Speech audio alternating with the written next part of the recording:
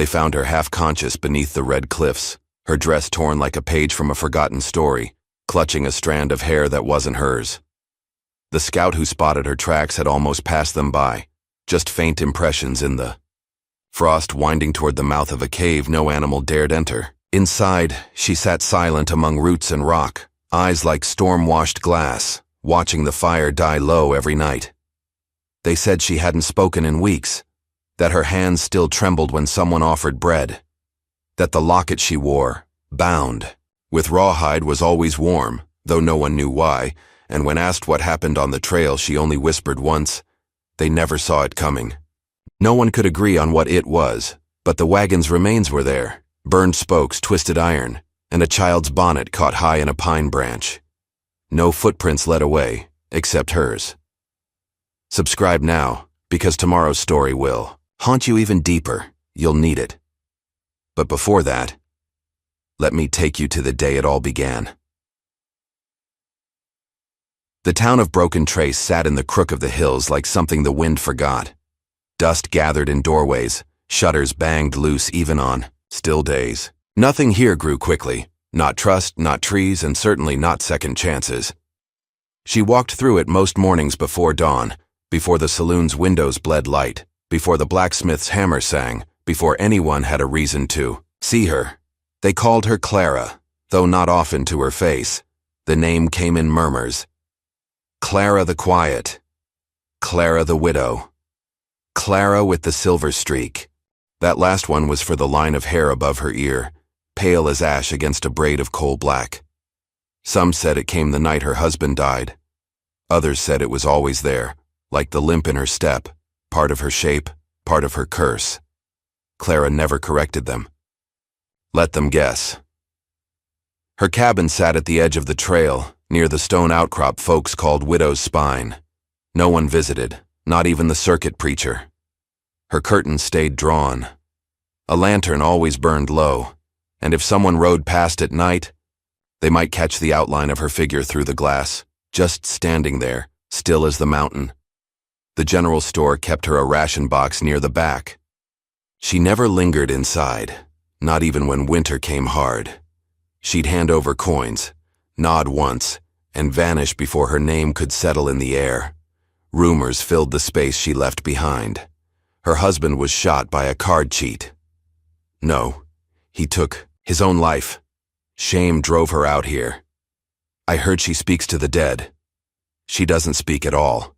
Truth was, Clara had spoken once, but words, like horses, had to be broken in, and hers had run wild too long. She'd tried once. After the massacre, but the sound of her own voice cracked something open. After that, silence felt safer. Solid. They didn't know that her left ear heard almost nothing since the fire, or that her hip ached worse when it stormed. They didn't know she still wore her husband's coat sometimes, just to feel the weight of him again. No one asked. And Clara had stopped wishing they would. It wasn't always like this. Years ago, she'd come west with that same wagon train, bright-eyed, wearing hope like a ribbon in her hair. Her husband, Eli, had called her Sunrise, said she lit up everything. Said she'd never lose her shine, but the sun is far from gentle when it sets. After the fire and the blood and the howling that followed, she came back alone, no bodies to bury. Just ashes and one scorched wedding ring tucked in a handkerchief, and even that she lost in the creek during a flood. She'd stayed out of guilt, out of grief, maybe both, maybe because the land where it all ended was the only place that made sense anymore. The townsfolk made space for her but never room. She passed the schoolhouse sometimes, listening to the children recite alphabets, their laughter spilling over fences. A girl once waved at her through the window. Clara smiled, a faint twitch of the mouth. The next day the teacher shut the curtains. Only the animals trusted her. A red fox lingered by her porch some nights. A hawk nested near her chimney. The silence they shared was unspoken understanding. She worked with her hands, mending saddles, fixing axe handles, scraping hides. Quiet work for a quiet life. But her eyes, storm gray and sunken with memory, told of a woman still watching the horizon for something she couldn't name. There were days the town forgot she was there at all. Others they remembered with a glance too long, a whisper too loud. She didn't scream, they say, just stared while it all burned. Maybe she made it happen. No one survives that sort of thing. And in some way, Clara agreed with them, because the version of her that laughed, that danced with bare feet in the rain, that read poems aloud by lantern light, that Clara hadn't survived. What remained was something quieter, hungrier, still, listening for footsteps that never came back. Then one morning, she found tracks outside her cabin, small, cautious, almost swept away by the wind. But there, pressed in frost, leading toward the woods, not hers, not anyone from town. Clara stared at them a long time, heart ticking slow and heavy. She didn't follow, not yet. Instead, she turned and whispered, more to herself than to the cold. Something's changed. It was a Tuesday when the wind shifted, not in temperature or force, but in feeling, like the air had overheard something it wasn't meant to. The town of Broken Trace paid it no mind. A few tumbleweeds danced through Main Street. The blacksmith cursed at a cracked horseshoe. The undertaker swept dust from his doorstep. Everything ordinary. But Clara felt it. She always did. Her bones caught things the sky hadn't spoken aloud yet. She'd just returned from the creek, her basket damp and lined with smooth stones, when she saw him, standing at the split-rail fence that marked the edge of her property. He wasn't from town. That much was certain. His clothes weren't dusty enough yet. The boots, though worn, had polish to them. His hat was broad and tilted low, casting half his face in shade. But the way he stood, upright, still, unbothered by the wind, tugging his coat, told her this was a man used to watching, not waiting. Clara paused halfway to the porch. They stared at one another across a strip of winter grass in silence. "Miss," he said finally, voice gravel soft. "I was told you do repairs." Her first instinct was to turn away, to vanish into the wood and shadow of her cabin. But something in his tone held her there, no push, no pull, just stillness. She gave a small nod, just enough to say maybe. He stepped forward, slowly, as if he understood she might run. "I've a saddle strap torn clean, mules still tied down the hill." He didn't gesture, didn't boast or barter. "I'd pay fair." Clara hesitated, then nodded again and gestured him toward the bench under the overhang. He didn't speak while she worked. Just leaned, back against a post, arms folded, eyes following the motion of her fingers as they threaded sinew through leather. He smelled faintly of pine and ash, not the sour scent of town, something older. After a while, he broke the quiet, not with questions but with a story. "Saw a storm coming out of Red Hollow," he said. Wind moved backward, like it was chasing itself. Clara didn't look up, but her hands paused. "I've seen things twist like that," he added. "Always ends in fire or flood." Still she didn't speak, but something softened in her posture, shoulders easing, breath less guarded. When she finished, she handed him the strap without ceremony. He took it gently, almost reverently. "How much?" She held up 2 fingers. He dropped a silver dollar in her hand, brushing her skin. Just a graze, but it sparked something, heat, or memory. She pulled away too fast. "Name's Silas," he said, tipping his hat. "Didn't catch yours." She didn't offer it. He waited a second longer, then turned and walked away, boots crunching frost. She watched him disappear behind the hill, the silence thicker now, like something had entered her world that wouldn't leave quietly. By noon, the next day, whispers had begun. Clara didn't go into town, but she felt the glances, heard the names behind closed doors. Stranger asked about the widow. Came in polite, too polite.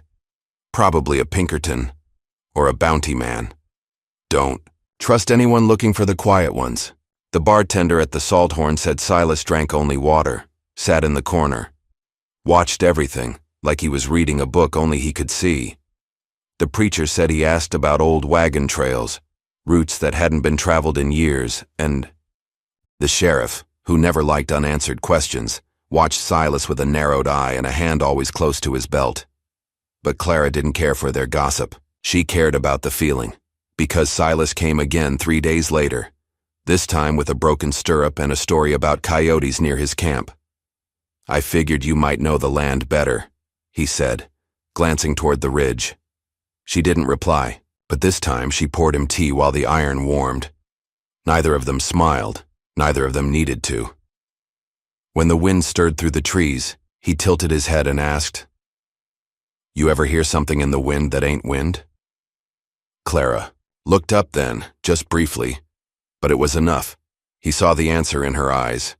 They didn't talk much, not in words, but something unspoken wove itself between them, a thread stretched taut between silence and understanding. He never asked about the scar just beneath her hairline, never stared at the way she turned her right ear toward sound, or how her limp grew heavier after rain. She never asked why he walked with his back to the wall, or why his eyes swept the tree line every few minutes. They didn't need to. Some people are drawn not by curiosity, but by recognition, and the townsfolk noticed. Strangers, been staying too long. Widows got secrets, maybe they share 'em. Storm's coming, I feel it in my teeth. Old Amos, who hadn't spoken much since his wife passed, muttered something outside the church. They say ghosts travel in twos sometimes. No one answered him. But late one night, Clara found footprints again, by the edge of her porch. Lighter than Silas's, barefoot, pointed the wrong way, as if someone had stood there watching her door, then vanished into the trees. She didn't sleep that night. Just sat by the window, lamp low, eyes on the dark line of trees. Silas returned the next morning, uninvited but not unwelcome. "Someone's following me," he said simply. "Thought you should know." Clara didn't speak. She just moved to the stove, lit the fire, and made tea, because she already knew. The thaw came late that year. Snow still clung to the North Hills in April, and wind clawed at windows like a thing half-starved. Clara stayed home more.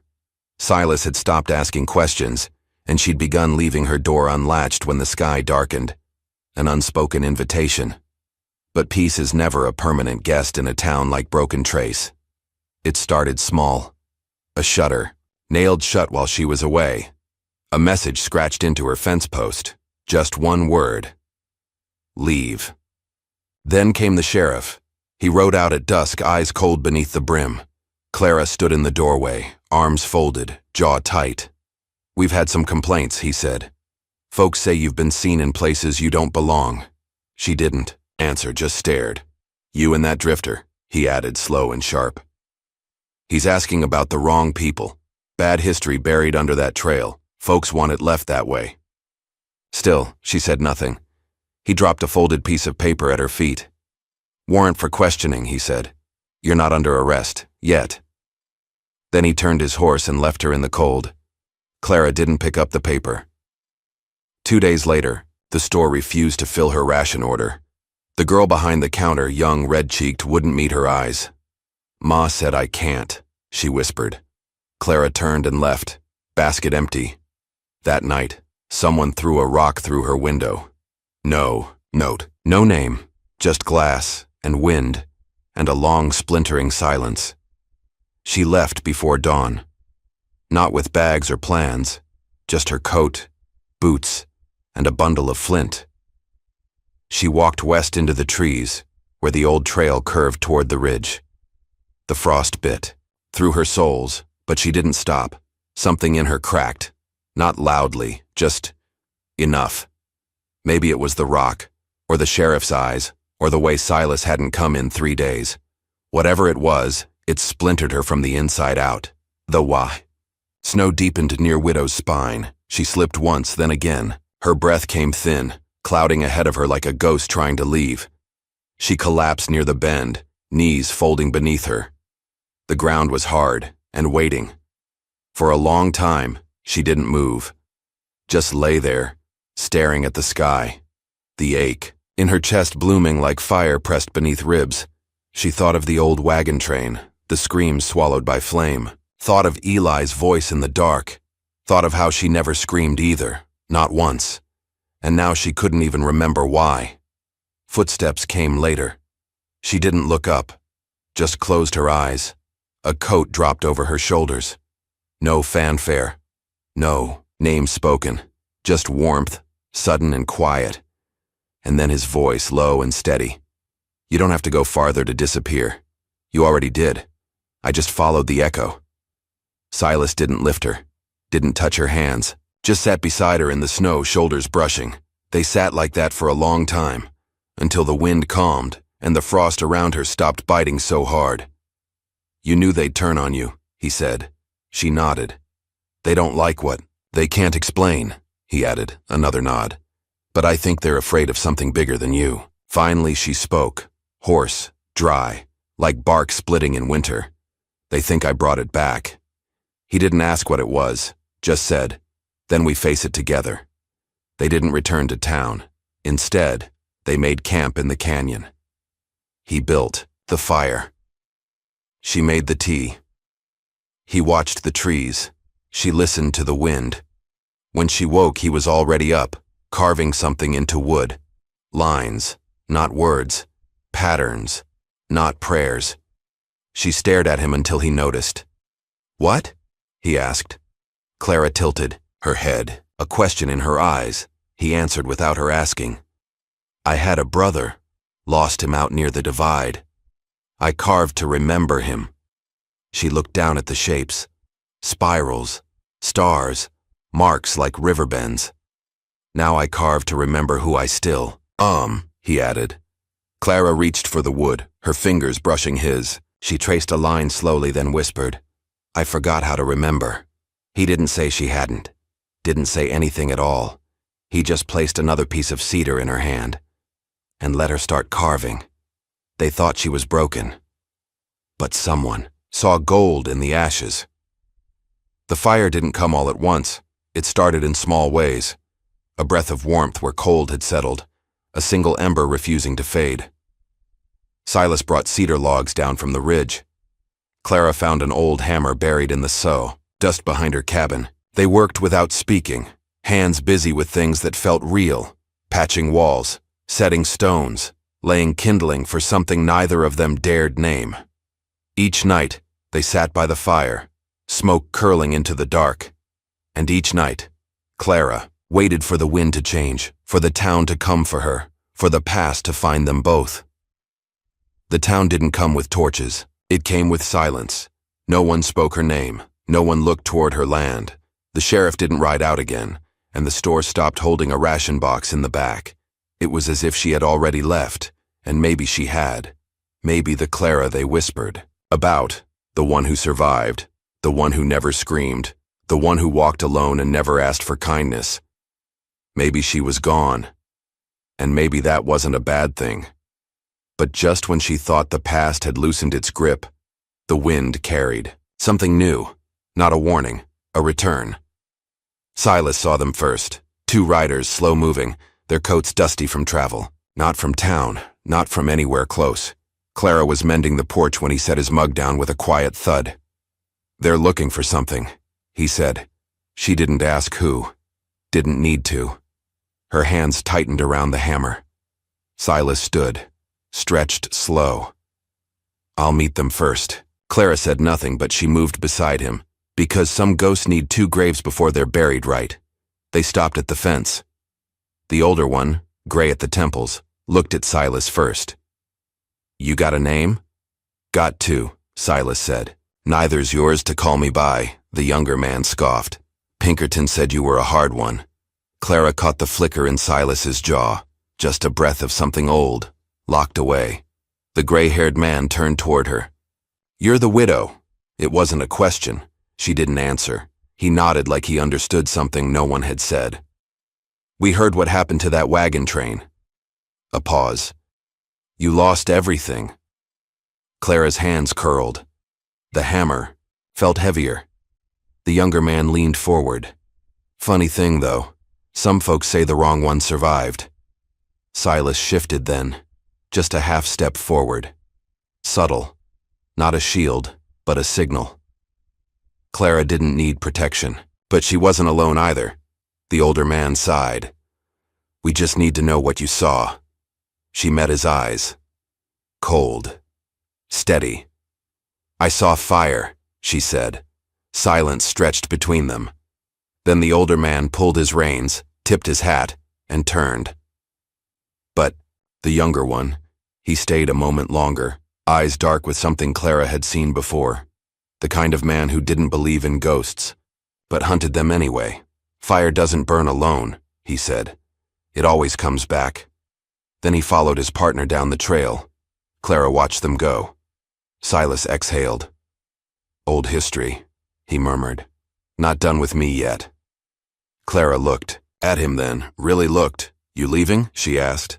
He didn't answer right away, just stared at the dust swirling behind the riders, at the way the past never really faded, just settled until the wind picked it up again. Then, finally, not unless you are, they built a second fire that night, not for warmth, not for light, for something else. Clara took her wedding veil, folded and buried at the bottom of an old trunk. She hadn't touched it in years, hadn't wanted to. She placed it in the flames, watched it curl, blacken, disappear.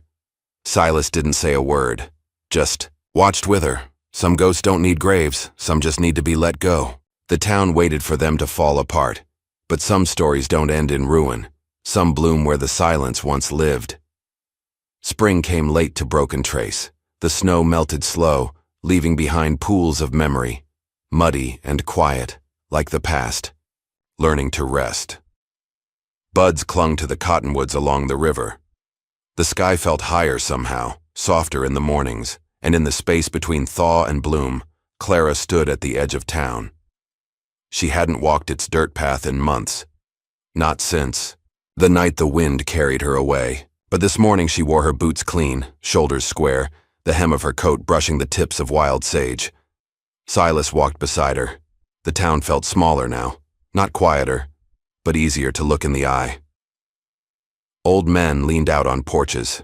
Women pretended not to see her. Children watched from behind curtain lace. No one spoke her name, but no one stopped her either. At the general store she paused.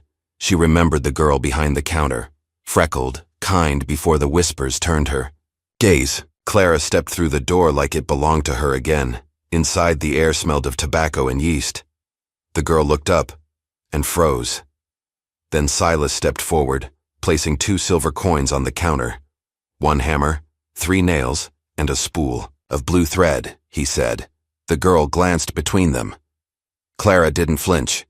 Finally, the girl nodded, gathered the things, and placed them gently in a cloth bag. Clara looked her in the eye, just once. The girl looked back, not with pity, not with fear, just recognition. Outside, Silas smiled faintly. That was your last test, he said. Clara raised an eyebrow. Did I pass? He took her hand. No. You rewrote the test. They didn't leave right away. Instead, they built something new, out of the old boards, the old ache, the old stories left behind in ashes. It wasn't a ranch. Not yet, but the barn doors swung open to light, and the well they dug together hit water just before summer. Clara planted seeds behind the cabin. Silas repaired the porch in the evenings, and one night, when the stars gathered like witnesses, he pulled a ring from his coat pocket. Plain, silver, shaped by hand. I never believed in signs, he said, but then the wind brought me to a fire that never died. She didn't cry, didn't tremble. She just nodded once, slow and sure. They married under a willow tree that leaned like it had been listening all this time. Only 2 others came, the girl from the store, and an old Cheyenne scout named Walks with Cinders, the man who'd found Clara's tracks in the snow so long ago, and told no one. He stood beside her like an anchor made of wind and wisdom. They didn't need a preacher. Just the river, the stars, and the fire between them. A year later, they welcomed a son. He was quiet when he was born, eyes wide, no cry. Clara smiled and whispered, just like me. They named him Eli. After the brother she lost, after the fire that didn't win, Clara never wore the locket again. She buried it under the tree where they said their vows. No words, no ceremony, just earth reclaiming what it never meant to hold. Some folks still whispered when they passed through town, but most just nodded now. Some waved, because rumors can't live where the truth has taken root. And in time, even Broken Trace forgot what it feared. But the cabin, the willow, the quiet strength in Clara's eyes, they remembered everything. She was never a curse. She was someone's miracle all along. Subscribe, and let me introduce you to the next miracle